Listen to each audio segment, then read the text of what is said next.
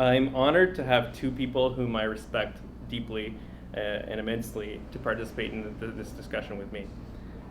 First, we have Professor Resh Budhu, who has spent many years working in the field of social justice in areas of gender equality, anti-racism, education, and the arts.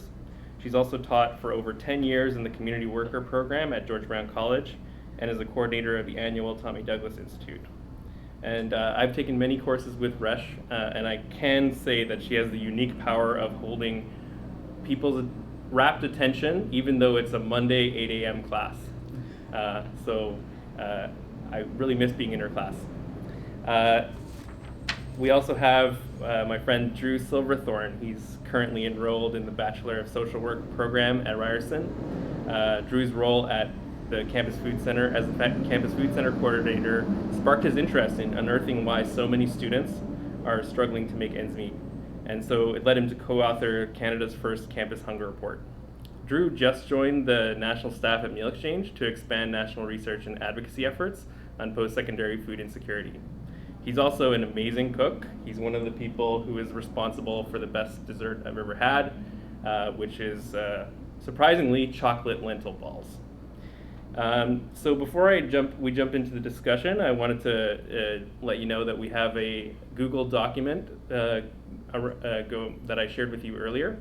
That's a great place to look at some of the resources that we have for you, and it's also a great place to put in your questions and comments that we will be taking up at the end of today's session.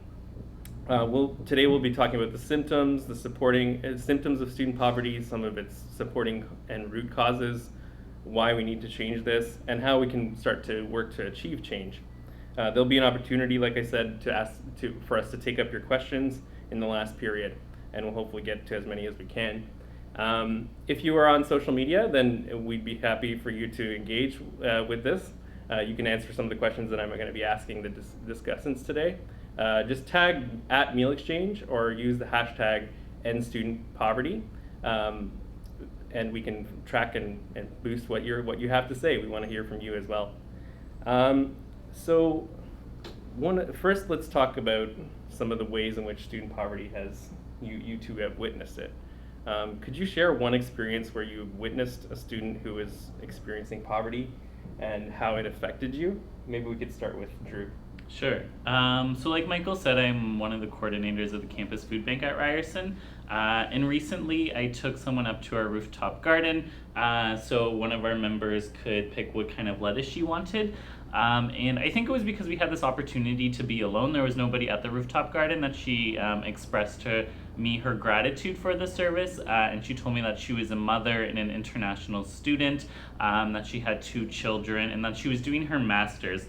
And she really thanked me for the service and all the work that we were doing. However, it really broke my heart because it kind of drove home to me the people who are using the services and how much they're struggling. So this woman has come from another country. She's raising kids. She's trying to do her master's, and at the same time, she's been using the Campus Food Bank for over 3 years. And so I'm blown away by the amount of energy she has and the amount of courage she has to come and use that service. However, I wish I wasn't having that conversation with her. I wish she wasn't thanking me. She was actually generous enough to say that when she graduates, because we've helped her out so much, she wants to buy us a new fridge. And that was something that just broke my heart to hear, because there's this sense where she feels like she owes us something, but I don't think she should be feeling that way. I think she should be feeling like she has been wronged in this situation and that she hasn't received the supports that she needs and that she deserves. Okay. Thanks for sharing that, Drew. Resh?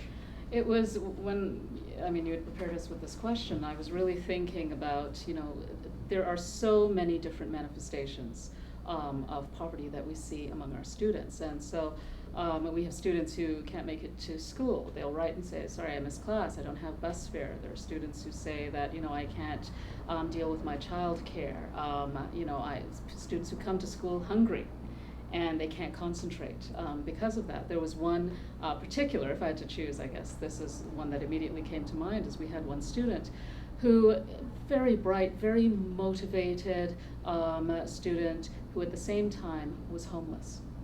And so he was living in a shelter. And at some points he was living on the street.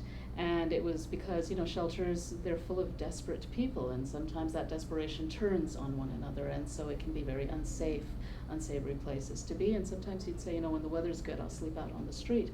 And yet he was coming into class, always handing in his assignments. You could see the paper was really crinkled, smeared with, ink and whatnot, because he said, I don't have a place in the shelter to store my stuff. And then sometimes he wouldn't come to school at all. And when he returned, at one point, he was injured, he had been beaten, all of those types of things that are associated with the violence, the dangers of living in these situations. So he was dealing with the structural violence of poverty that was manifesting in very real physical violence as well. And he's certainly not the only student. Over the years, we've had students who have been on the street, but while they're coming to school, and just to talk about how I was feeling about that, it's heartbreaking and it's infuriating that something like this is happening in what is one of the richest countries in the world. And it should not be happening, because education should be a guaranteed right. And so as teachers, we find we have to respond. We have to respond in terms of how we teach, what we're teaching, recognize that these people are coming in with the real lived experiences. I teach in community work of what we're talking about. But also in terms of how we respond, we have, my faculty group have set up an emergency petty cash fund, so that when students say, I don't have enough money to travel, I don't have enough money to eat, we'll say, well, here, right? And we also can't give that much because our numbers are decreasing, so our funds are decreasing. But we've decided to do that. And I really suspect that there are many other faculty groups, maybe all of them, that do this. And, and try to broker them or direct them towards, mechanisms within the college. But again, it's tough getting those, and there's competition for that as well, right? So. Well, thanks to both of you for sharing your experiences there. I want to turn now to a story that's been in the media and in social media over the last couple of weeks. A few weeks ago, University of Toronto released a story about a student who just graduated. He's an international student who had to rely on charity from friends to get food.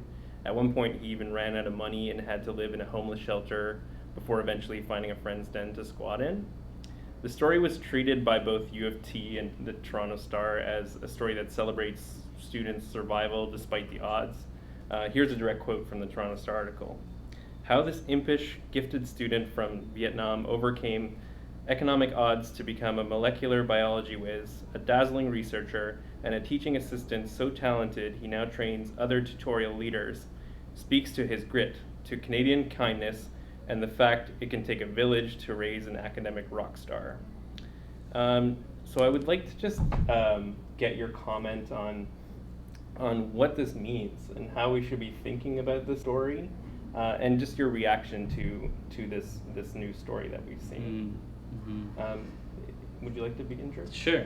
The article was so strange, and the press release was very strange because it kind of push the onus off of the university and off into kind of, they just talked about like economic issues, and it doesn't actually sound like it took a village to raise this person. It sounded like this person did most of this work on their own by struggling quite a bit, and so it was fascinating how U of T took this story and spun it as a success story rather than what it was, and it was a tragedy. It was a story of someone who had limited access to education, who had received quite a bit of money, but even that was not enough to attend the institution, and I was blown away that it was framed as such, as kind of, here's an success story. And I think it's a reflection of this cultural belief that students should struggle, that it's part of their journey, that working multiple part-time jobs or staying in a shelter is just part of the experience,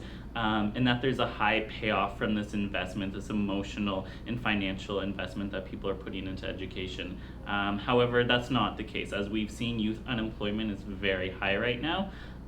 Youth underemployment is also an increasing problem. So this cultural idea needs to shift, and I think that cultural idea was very present in here, where it's kind of this idea that we all go through the struggle when we're in school, but we'll all persevere through the end of it. However, that's not the reality. This story didn't talk about the people who drop out of school. This story didn't talk about the folks who are coming to campus food banks on a regular basis. The story didn't talk about what had happened in between those homeless shelters, like Resh was talking about violence that could have been experienced.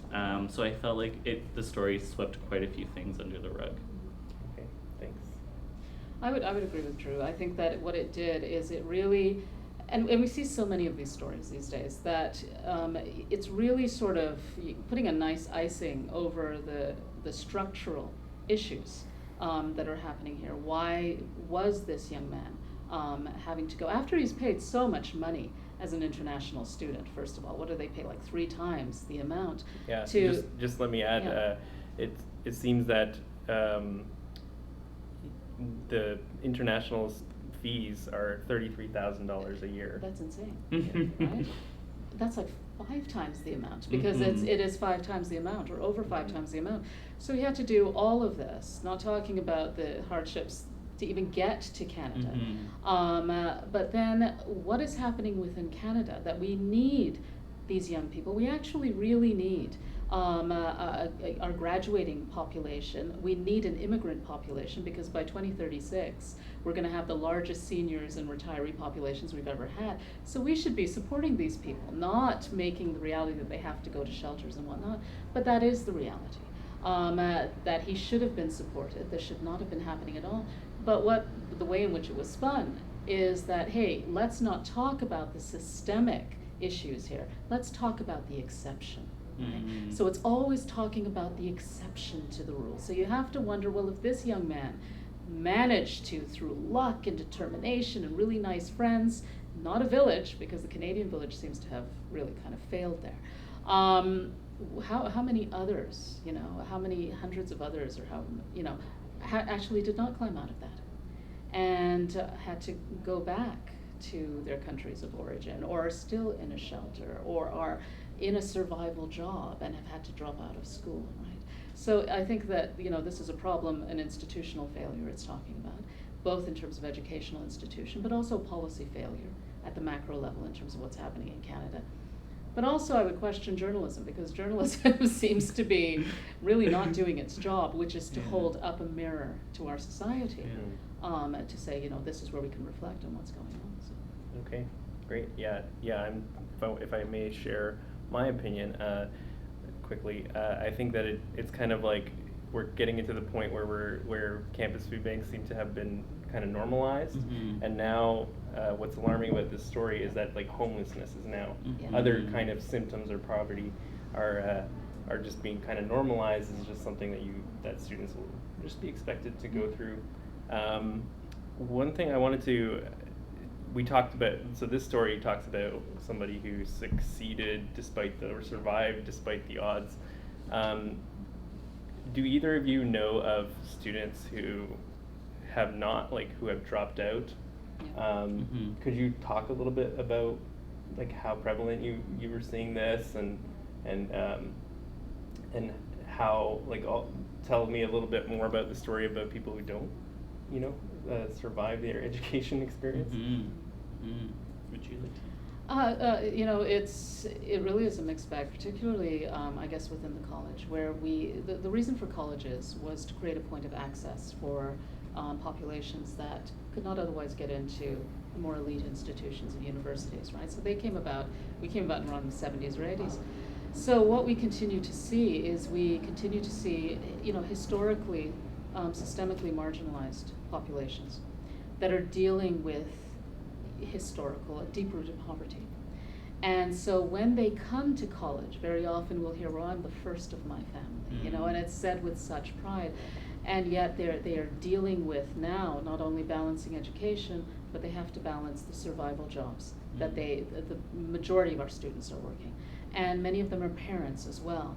And they're dealing with, a job economy that seems to be tanking, right? So secure jobs with benefits are disappearing, or they're going away, and they're being taken over by really precarious jobs within employment.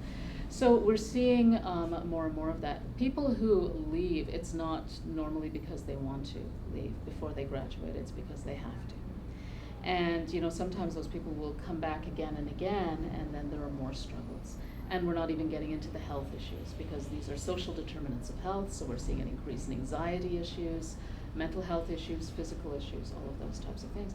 So it's becoming more of a reality. To pinpoint one, it's difficult, because this is as well becoming sort of the expectation that we have now. Okay. Right. But unfortunately, when we're when people are talking about it in articles like the Star article, it would be about it's sort of their individual failure, and so they're also dealing with that when there is a definite social impetus there.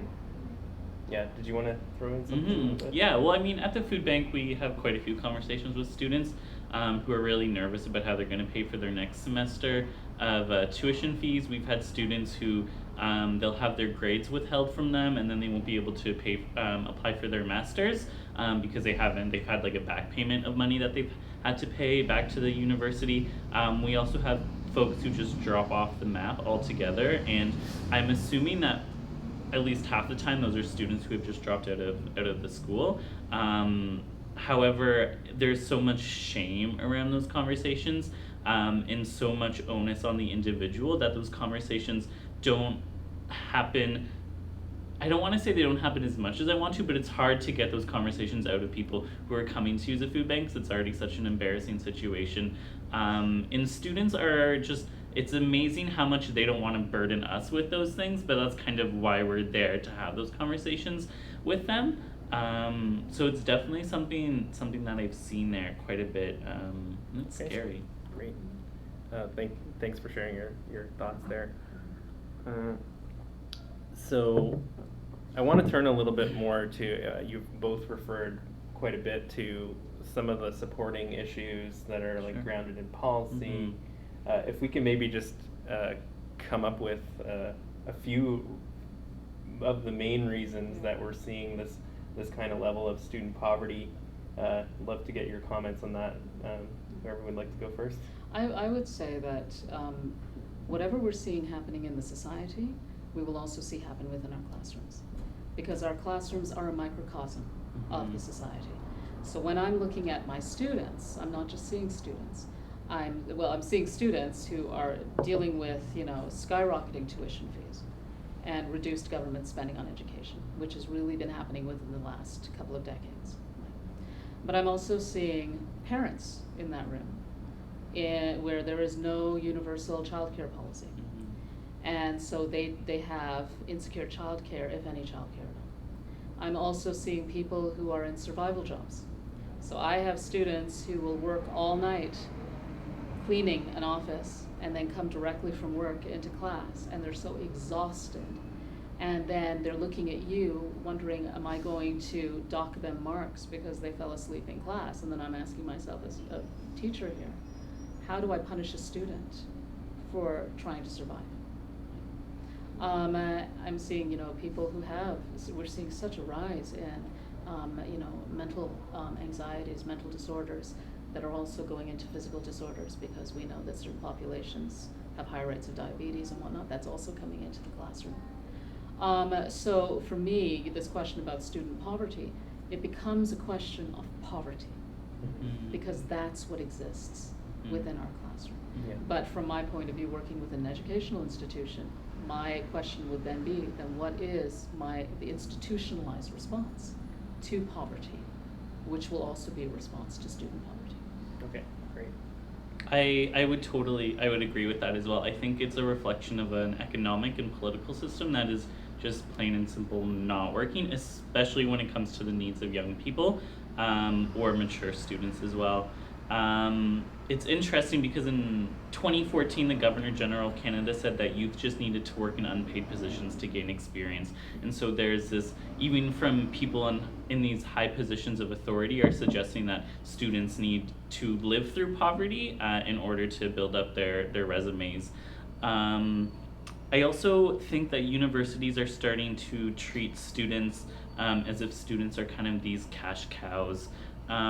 Recently at Ryerson this past year, the student union discovered that the university was sitting on a $14 million surplus. That surplus wasn't for a structural fund or it wasn't for a project. It was just $14 million that the university was sitting on. The university is an educational nonprofit institution. That money should be redistributed back to students. That money shouldn't just be sitting in a fund for the university to do with what they please. And so it's interesting that these universities and colleges and educational institutions are kind of moving towards these models where they're starting to emphasize this profit rather than emphasizing what kind of outcomes are they producing, who has access to education. And I can't imagine what our world would be like if everybody had access to education and how quickly we would be able to come up with amazing, innovative solutions to so many social and environmental and technological problems. But clearly that's not something that's on these institutions' minds. It comes down to finances and funding. Okay.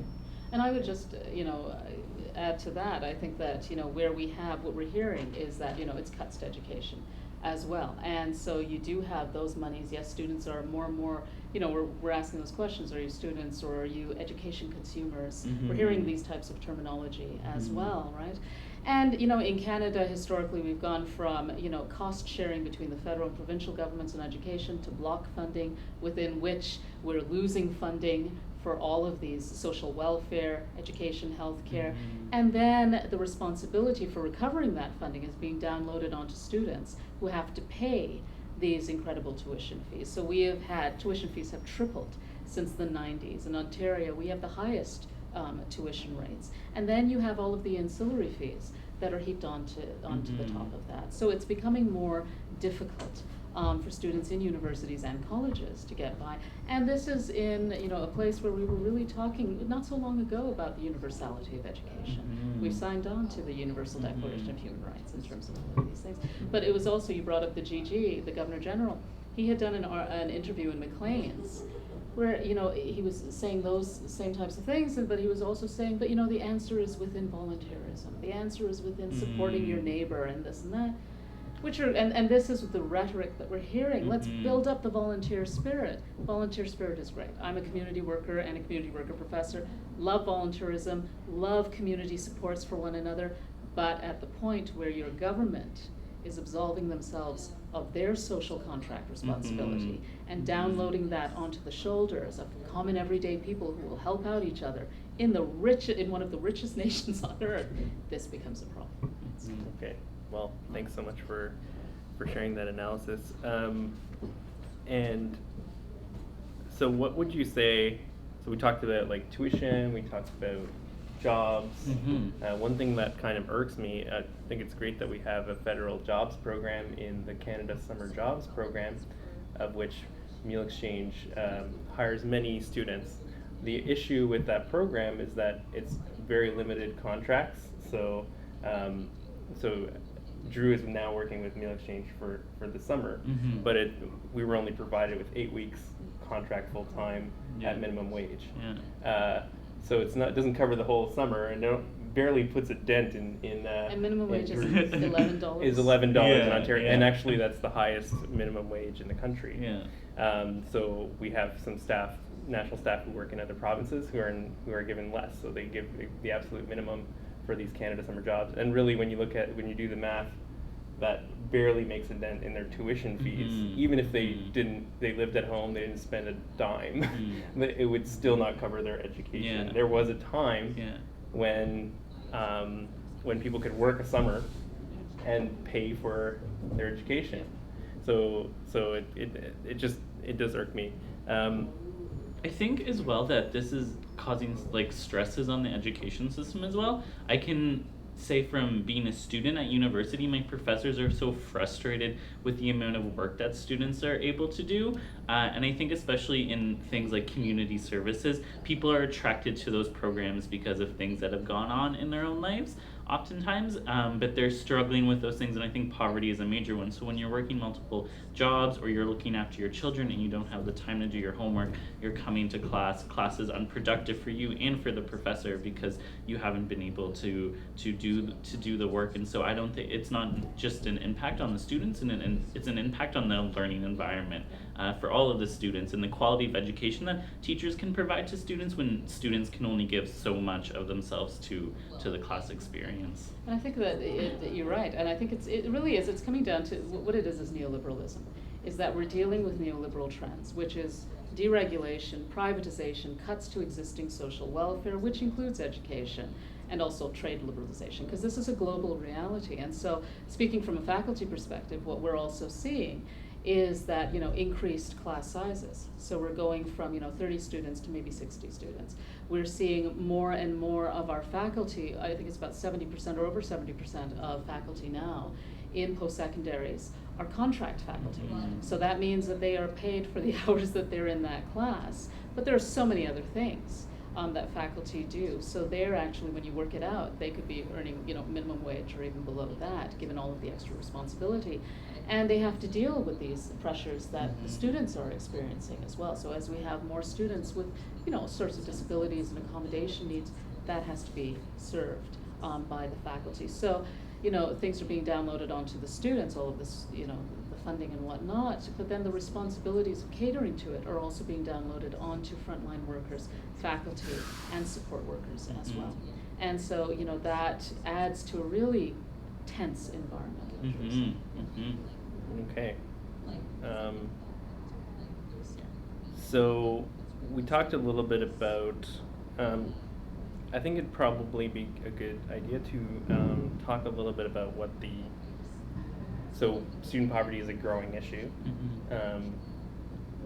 Our evidence of that is campus food bank usage and stories like this, and other studies that have been released recently. So for instance, at Acadia University, they did a study on student food insecurity. And this is quite hot off the presses because they just presented it at a conference that Meal Exchange was at. They found a prevalence rate of food insecurity at Acadia University, which is in Nova Scotia, of 38.1%. And just for frame of reference, Nova Scotia has the highest food insecurity in the country, and that's only at 17.5%. So it's almost more than double.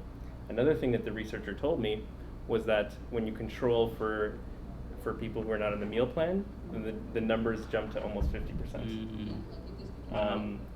So there's more study needs to be done into looking at just how prevalent this issue is.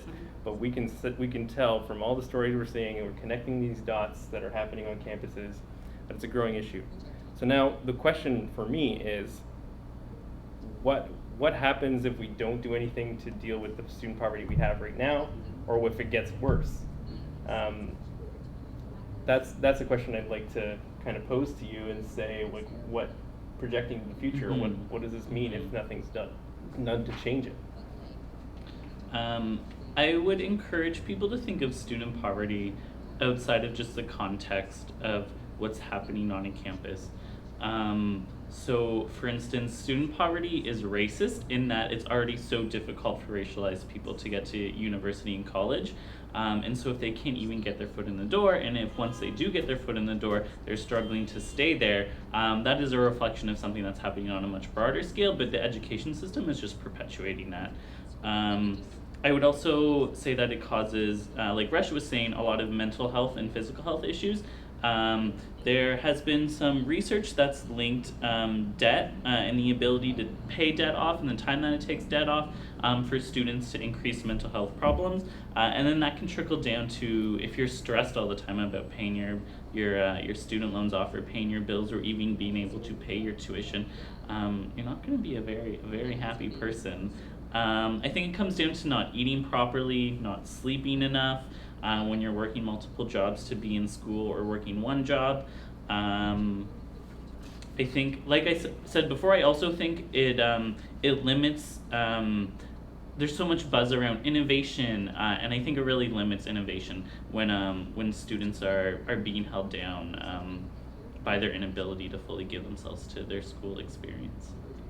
Great. So, I would agree with all of that, and I think that it harms society in the long term as well, right?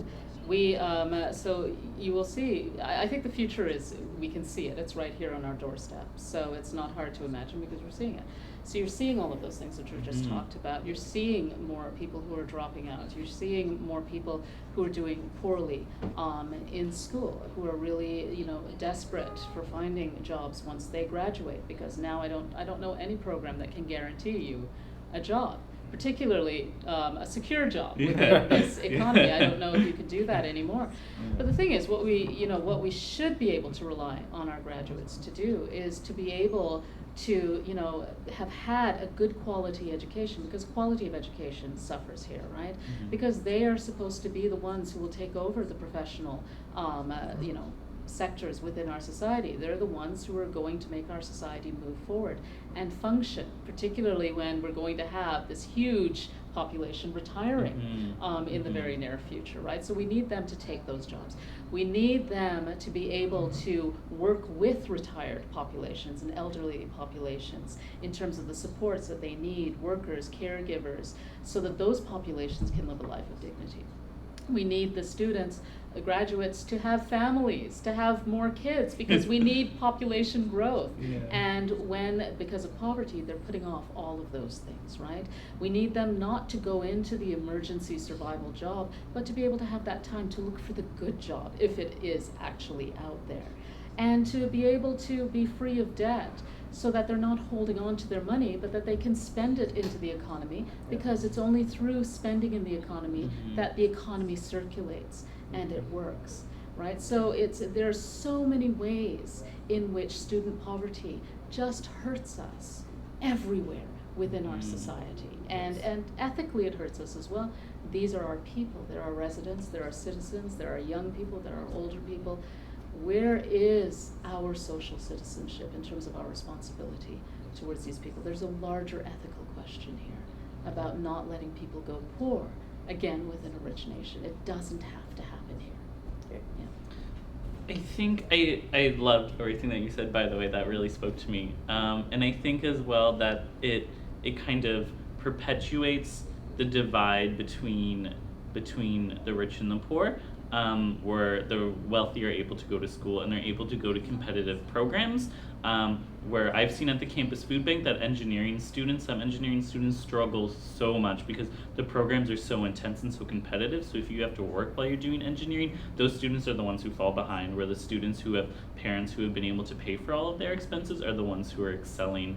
And so if you're using education as an exit strategy from poverty, which most likely you have to do because the majority of jobs need an education now, you're being barred from that. So ultimately, we're just perpetuating people's situations that they're in, and we're making folks struggling with poverty. We're continuing to keep them in poverty, and we're continuing to make wealthy people wealthy through education. Absolutely, and just to add on that, because you just opened a can of worms with that question.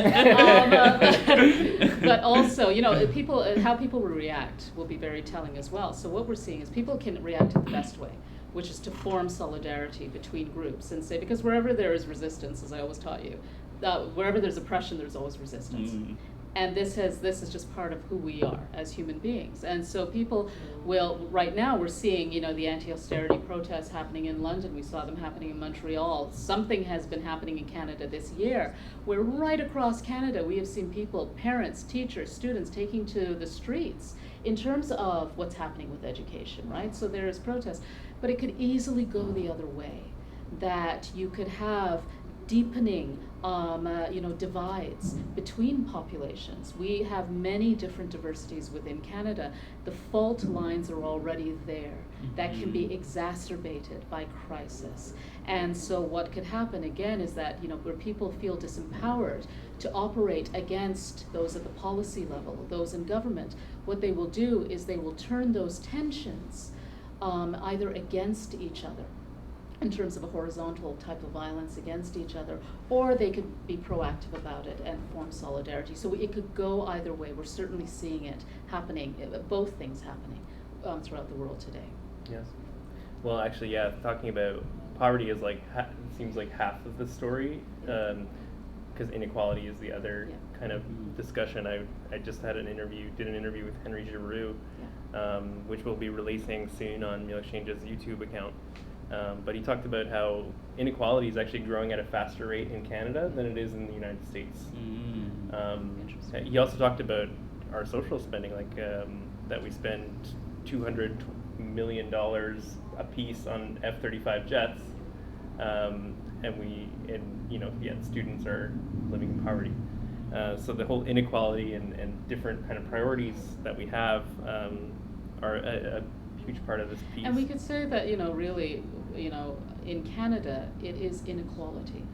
That Canada, as I keep saying, is a rich nation. I'm really against that. It's a rich nation. It's different from, say, the nation that my family comes from, which is Guyana, right? So that's an example where there's poverty, but that's because it's a poor nation. Mm-hmm. In Canada, it's a rich nation, but we have poverty. So in Guyana, the poverty is because of a genuine lack of resources, right? And political decisions that are made, but a genuine lack of resources. In Canada, we don't have a lack of resources.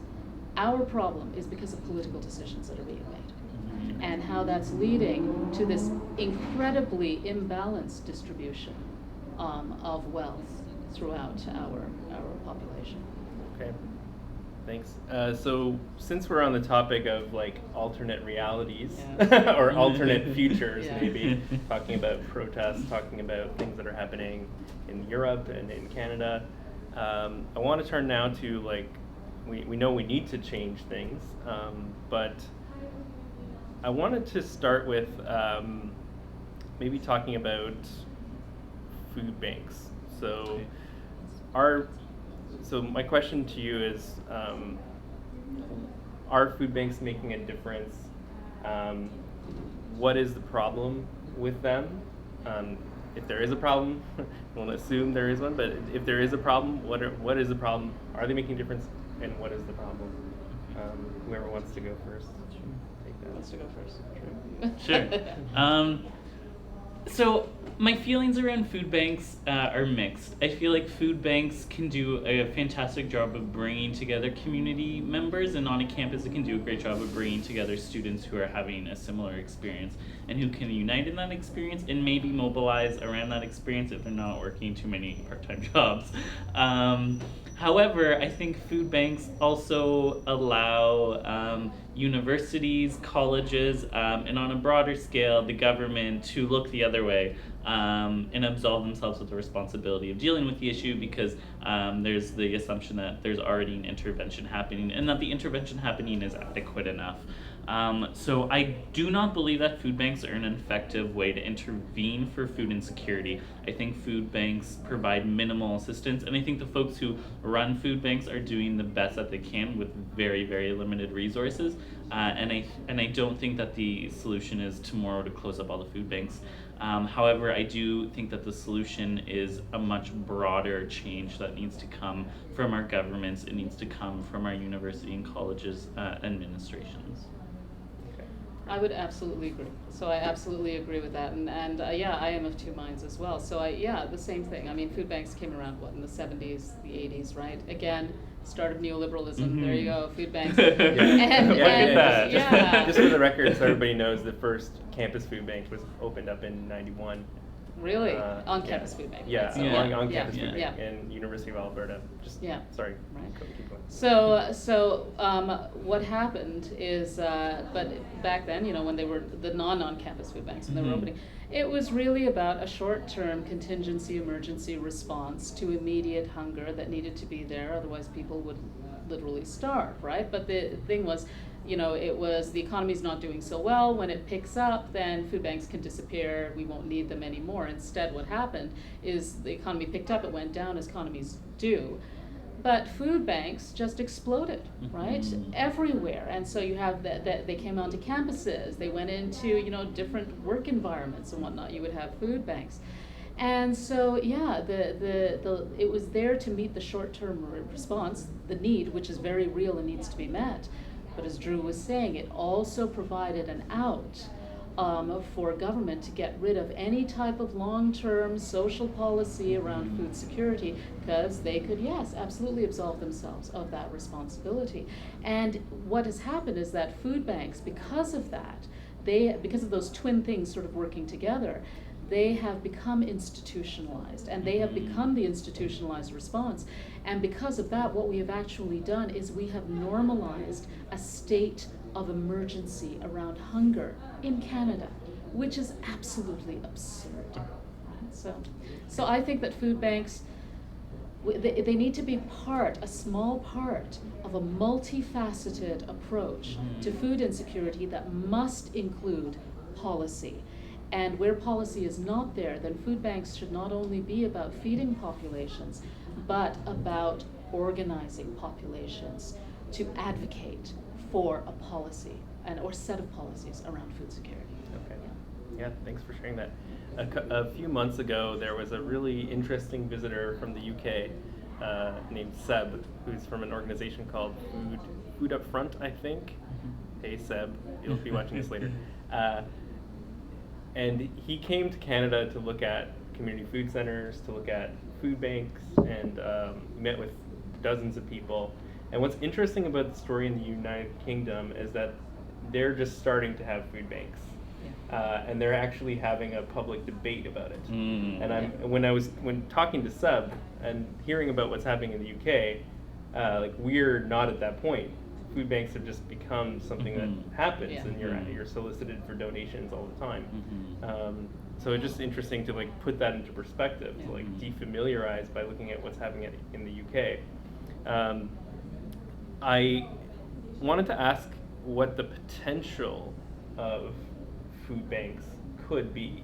Both of you kind of talked about how it needs to be part of a larger response, but maybe if you could tell me about, elaborate a little bit more about how a food bank could be a site or at least a piece of a social change initiative, or like maybe more broadly than food banks, but just like charity, like food, emergency food assistance.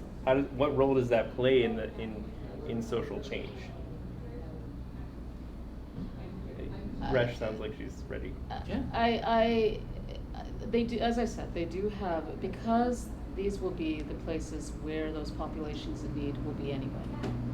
And they are there, they have the analysis. I mean, people do understand overwhelmingly what's happening within the society. We don't often hear that analysis within the mainstream, but they understand what's happening, right? So they become centers for organizing. I think that food banks would probably also be very much in agreement with the analysis that's coming here. They know they shouldn't be there. There are good people working at those food banks who don't want to be at those food banks. They don't want to, because many of them are volunteer driven as well, that type of thing. I think they also need to, turn this whole discussion about, are we charities or are we advocacy organizations? Because one of the things that's also happening within this really aggressive neoliberalism is that we are moving away from a rights-based society to charity delivery models for social welfare.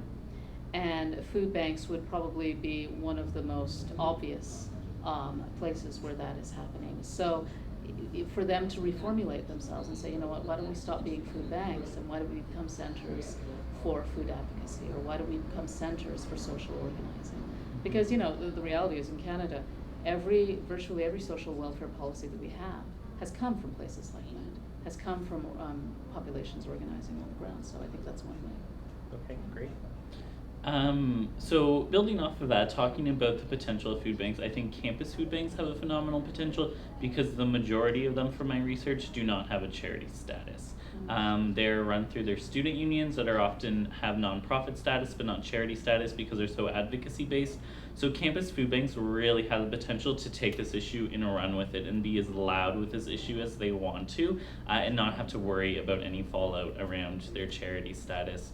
I going back with what Resh said, I think food banks are just a place of organizing. And I think that some of the programs really are innovative, but I think that the programs there needs to be an understanding that these programs are not going to alleviate food insecurity on the long-term basis. So things like, we, together with Meal Exchange, we ran a community kitchen, and it was a fantastic opportunity to engage students and talk about issues of food insecurity and sustainability and government policy, and it was a phenomenal educational opportunity. But the point of it was never to reduce student food insecurity, because you simply can't do that with a community kitchen. However, you can do educational things with it. You can build capacity and skills and knowledge. And so I think that's where food banks and food centers really have their strong point. And I think it's so important to drive home the point, though, that is the limit of what they're going to be able to really accomplish, and that we really need to be fighting at the policy level for interventions for food security. And I think it's very important what Drew was saying about the on-campus food banks, because the other thing about our educational centers is, aside from government, these are the places where all of the ideas about what our society is going to be, this is where we exchange, debate, create new ideas, maybe get rid of the bad ideas where this is supposed to happen. So given that, the on-campus food banks, they're part of this life, which is supposed to happen within educational centers. So part of that is that we also have to really protect campuses from privatization and from deregulation and from those neoliberal trends, to say, you know what, we are democratic centers, and then food banks need to on-campus food banks take advantage of that. Okay, great. So we will definitely be dealing with this exact question of how to, throughout this project, it'll be a self-reflexive sort of process with the on-campus food banks and all the students and all the campus food banks that are involved, to see what can we really do here, and how does our efforts connect to the broader social change. Before we get into asking questions from the audience, I'd like you both to maybe talk about, we talked about what kind of policies we might need, and you talked a little bit about protest, and you talked about how food banks are limited in terms of protest. My question is, what would it take to end student poverty, or to start moving in a different direction? What would it take, not in terms of what the policy would be, but what would it take in terms of social movements and political change to make that possible? I think one of the biggest things is research. There's very, very limited research on the experience of student food insecurity. And so I think that's a really, really crucial part, because once we start doing that research, we can start understanding the issue more, and we can start having larger and bigger and louder conversations about student food insecurity. Okay, great. I would say that I would tell people to stop buying into the lie that people can't do anything about what's happening. So that would be my first thing.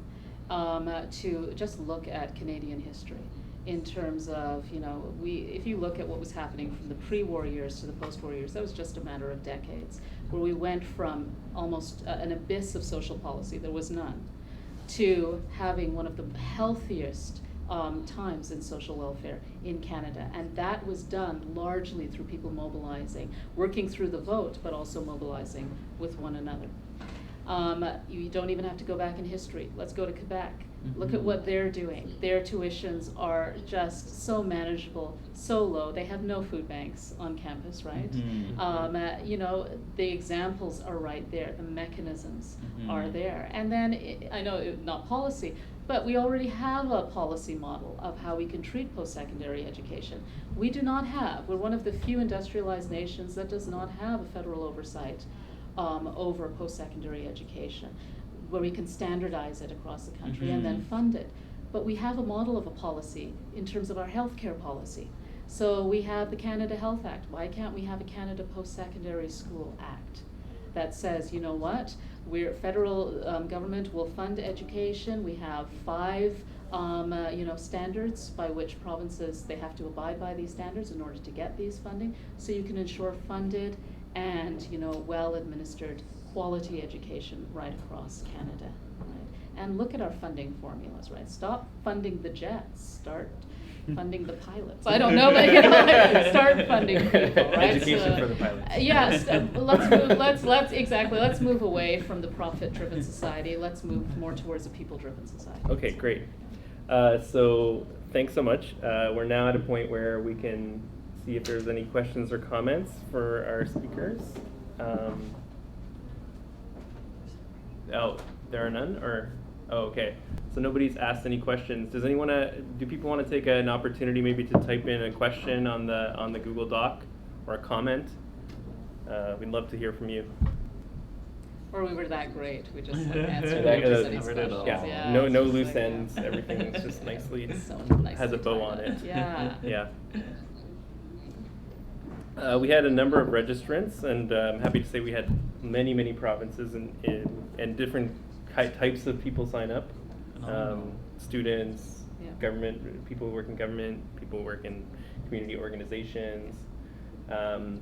And broad kind of interest in this because Yeah. people are seeing it in different places. Yeah.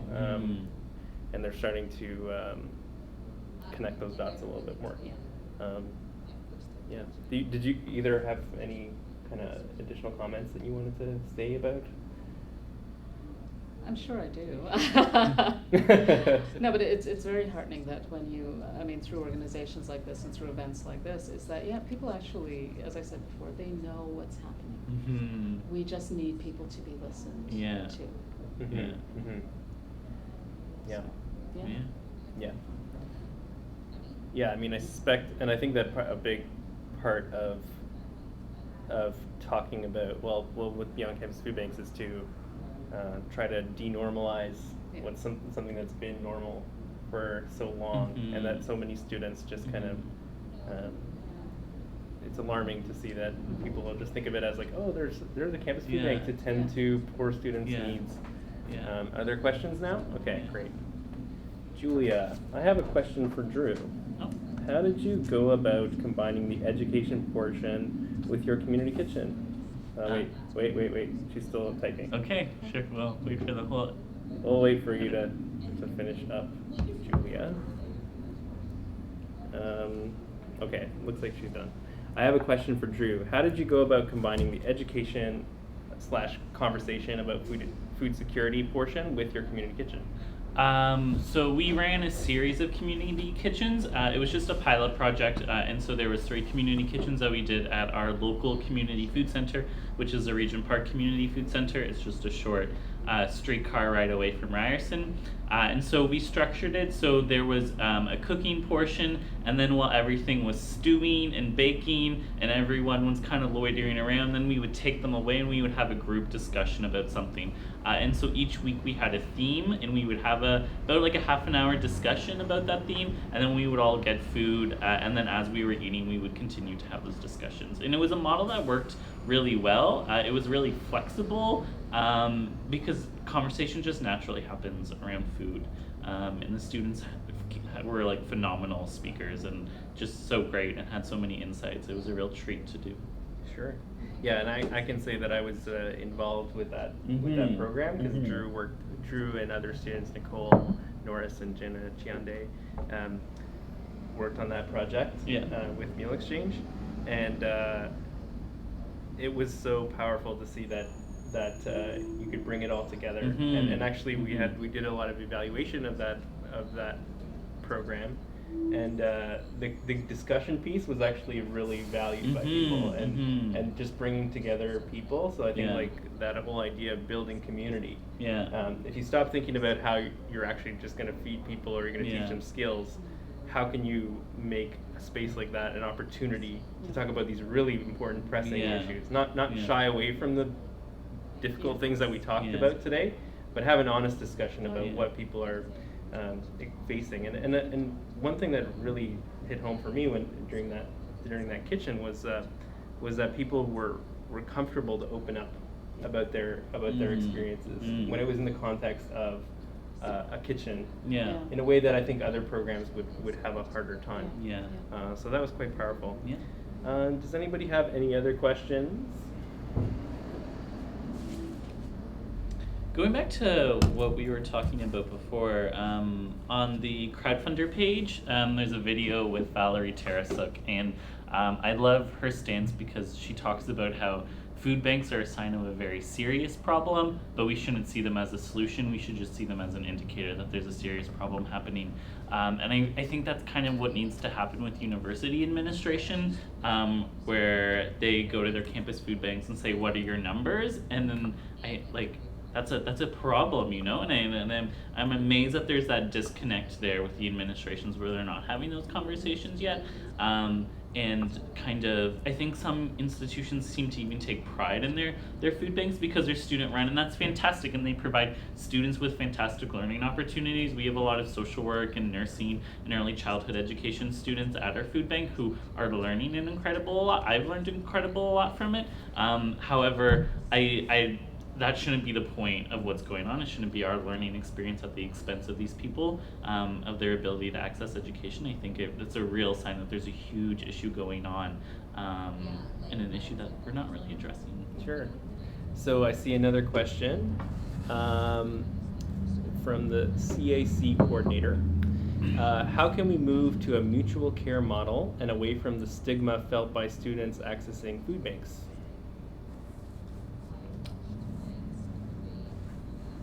Anybody want to? From a mutual care to a mutual care model. To a mutual care model, Yeah. sorry. I think that the stigma around poverty, we get rid of that by not placing the onus of poverty on the individual anymore, of having more of a social understanding of the way that poverty is actually structured into our economic system, and has been really from the beginning of our economic system. So even before neoliberalism, which just exacerbated this to the nth degree. So we do that. And I think that the way that we go into this mutual care, for me, it's about the social contract. And the social contract, you know, it's this idea that the reason that we all come together within a society is so that everybody can live a life of dignity within that society. And what we do is we, as citizens, as residents, we give a little bit of our personal freedoms, our personal power to an agreed upon government, and they are entrusted with that power so that they can rule over us in a way that is just and that is humane. And so social welfare policy for me is the social contract. And so when we can restore a healthy social welfare society, a social welfare state, then we can get into, that really is about social citizenship. That really is about mutual care. So we need to restore that. We're moving away from that because there's more and more cuts to our social safety net. We need to reverse that trend. Okay, thank you for sharing that. I'm a really big advocate of research, as I think I've probably made clear. And I think research can add a lot to this on your own campus, because if you're researching what's happening with your students, and later Meal Exchange will be providing resources in a month or so about how to do your own research on campus. Once you have those stories and you're able to unearth that, you can really humanize this experience that students are experiencing, rather than it just being something that happens like in a back room in some building on campus. And I think really training your volunteers to understand that poverty is something that happens onto people. It's not something that people have done to themselves, and finding a way to communicate that back to your campus. Yeah. So one of my, we have a few other questions, but I want to quickly throw in that one of my goals, or one of the goals for this project, is to, like, if nothing else, is to be able to make it possible for people to situate their poverty and realize that it's not their fault that they're in this situation and they're not alone, and that it's also not acceptable. Not that we're just trying to destigmatize, oh, it's okay, we're poor, you know, like we have to kind of take up resistance and struggle. It's important to do that, because if we just destigmatize poverty, then that's when we just have, it just becomes normalized again. So it's a great question, CAC coordinator, I believe from George Brown. Yay. Which is great. Yay, George Brown. Yay. Yeah, I think we're all actually connected to George Brown. Yeah, I went there for You- culinary culinary school. Oh, yay, I teach. community worker, and I'm a graduate. Yeah. Okay, so Jada from Dalhousie has said, just yesterday our Board of Governors decided to increase tuition for engineering and pharmacy by $1,000 and, Oh. and agriculture by $1,400, demonstrating that they do not understand that student poverty is a crucial issue. Wow. I was wondering if anyone had any great ways to collect data for the Dalhousie Hunger Report instead of just gathering through food banks. I don't know if you want to maybe talk about that, Drew? I would say none of it's available, so maybe Michael can connect you. But doing what what university did you say it was? That was at these? Acadia. Acadia, University of Saskatchewan, I believe, is doing a study on student food. They did the insecurity as same well. thing, and they came up with similar numbers. So Yeah. so we recognize that, you know, just looking at who's using the food bank will tell you one story, but Yeah. this issue is much bigger. Like I said, at Acadia, 38.1% of students food insecure, and actually 14% were severely food insecure, meaning that they skipped whole meals at least. So we need to ally with faculty, and especially academic faculty, to be able to coordinate a survey to do this. I mean, I guess students could get the kind of survey and sample size that they did. Acadia surveyed its entire student population and got like a good response rate.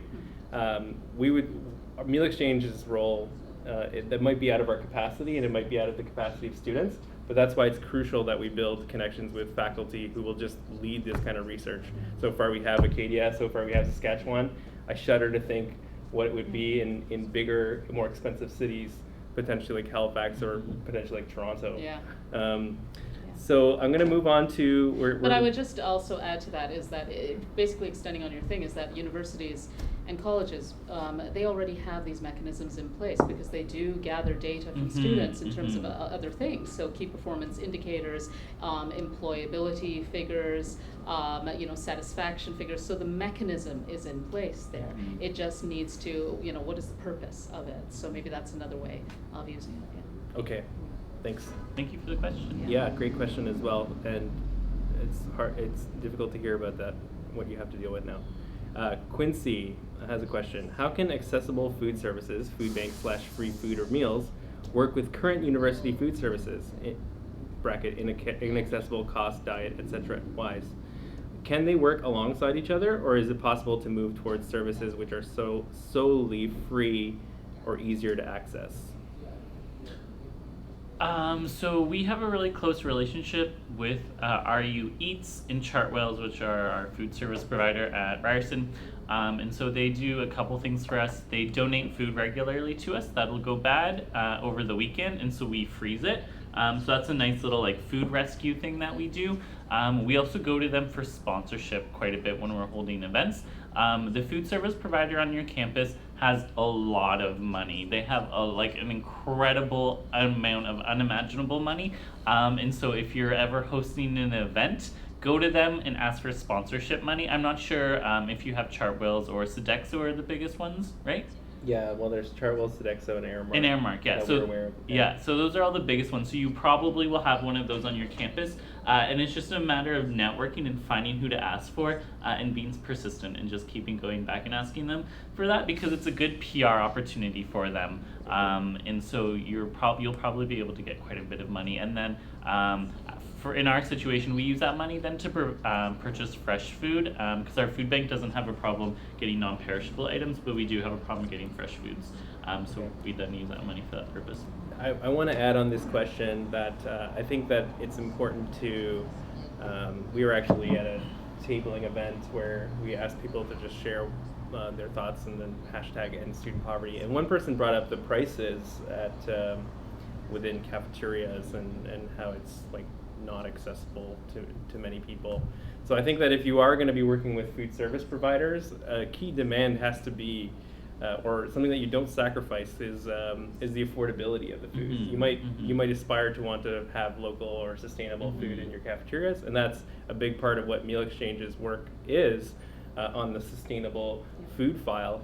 But we've come to a point where we know that student poverty is a growing issue, so we can't expect students to pay more for food when they're already having difficulty affording any food. So it's important to put that front and center. So one thing that recently with Ryerson, there was a big push and they did the survey. Our friend Andrew McAllister did a survey and found that people are willing to buy healthier food and buy good kinds of food if it's comparable in price. And that led to the creation of what's called the Friendly Fiver. So if you go to Ryerson, you can buy a pretty decent meal for $5.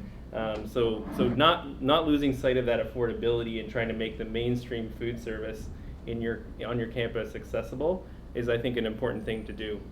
So that, and I mean, I interviewed Chris Hedges a little while ago because he was speaking at the Tommy Douglas Institute. He's of the mind that everybody, that school is a full-time job, and you should be provided with meals and board paid for by the state. And I just think about like that shocked me because we work with students who almost exclusively work. They all work part-time at least. So it would be a huge change. But that whole idea of integrating people into the same food system is a powerful idea that I think that you should check out. I mean, I think I have the Chris Hedges video lower, so it's interesting to hear his thoughts on that as well. At George Brown, we also have a culinary school that is internationally recognized. And so what started to happen is that, every day the chefs in training are making food. And so what many of our students have found is that they can go and buy a fantastic meal, a really frou-frou meal as well. Sometimes if they're making lobster bisque or something for like $2, and things like that. So it's also making use of what is on campus. But again, this is part of the short-term measure, right? We also have people who are studying, growing and whatnot. We have a good food market, which is about bringing in locally grown organic foods into the college and selling them to the students at fairly good and reasonable prices as well.